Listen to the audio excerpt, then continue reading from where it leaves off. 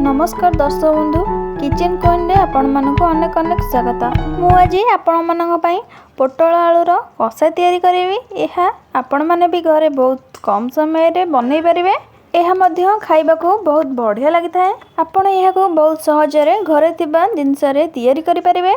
जदि मो वीडियो आपण मानक पसंद लगे ताले सब्सक्राइब कर नेबे एवं पाखे थिबा बेल आइकन को क्लिक कर नेबे, जहा द्वारा कि वीडियो नोटिफिकेशन आपण मानक पाखे रे पहुंची जेबो।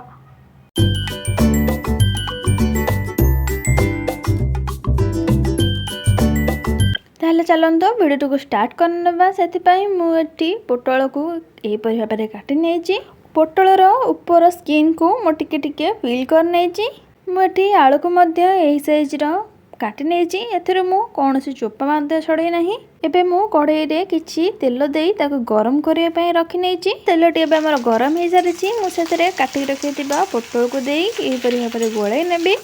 एबे एथरे मु हाफ चम्मच हळदी गुंड ऐड कर नउची एवं हाफ चम्मच लूण ऐड कर नउची। एहा को ऐड करबा द्वारा पोटल टी हमर बहुत सॉफ्ट हो जाए एवं बहुत भल भाव भाजी हो जाए। एबे एहा को हमें बहुत भल भाव गोलाई नबा। एहा को हमें मीडियम फ्लेम रे रखी 5 मिनिट भल भाव भाजी नबा। वर्तमान पोटल टी हमर 80% भाजी हो सारलानी। एबे हमर पोटल टी बहुत भल भाजी हो सारी। एहा को मु काढी नै गोटे साइड रे रखी नेबी। वर्तमान एबे एठी मु आलू को मध्य से सेम प्रोसेस रे भल भाव में भाजी नेबी। एबे हमर आलू भाजी हो सारी। एहा को मध्य मु गोटे प्लेट को काढी नउची। नेक्स्ट प्रोसेस रे हमें मसला प्रस्तुत करबा। सेति पई मु गोटा जीरा, अदा एवं सुखिला लंका 5टी, 2टी मीडियम साइज रो पियाज एवं रसुण को नै नेछि। एबे मु एतरे गोटा कटा टमाटो को ऐड कर नउची एवं किछि पानी दे नउची। एबे मु एई मसला रे गोटे फाइन पेस्ट तैयारी कर नेली। वर्तमान फाइनल प्रोसेस रे तरकारी प्रस्तुत करिवि।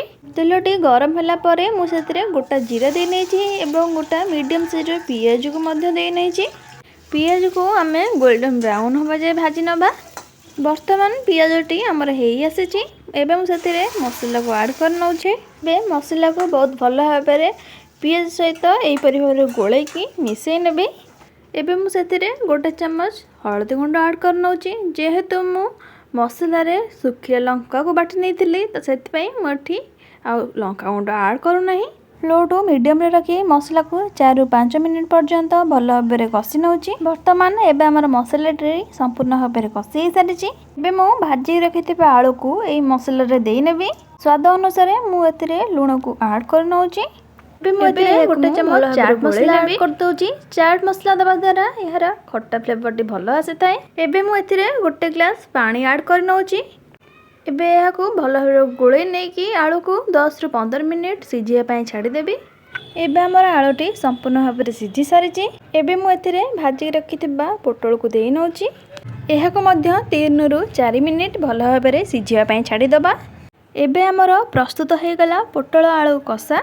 एकदम सिंपल स्टाइल रे एवं कम तेल परिमाण रे यह को प्रस्तुत करी खांतु। देखिबे बहुत टेस्ट लागिबो। आशा करूची वीडियोटी आपण मानक पसंद आसीतिबो। किपरि लागिला एहर मतामत आपण कमेंट माध्यम रे जणाइबे। देखा अब एक नुवा रेसिपी रे। रहूची नमस्कार।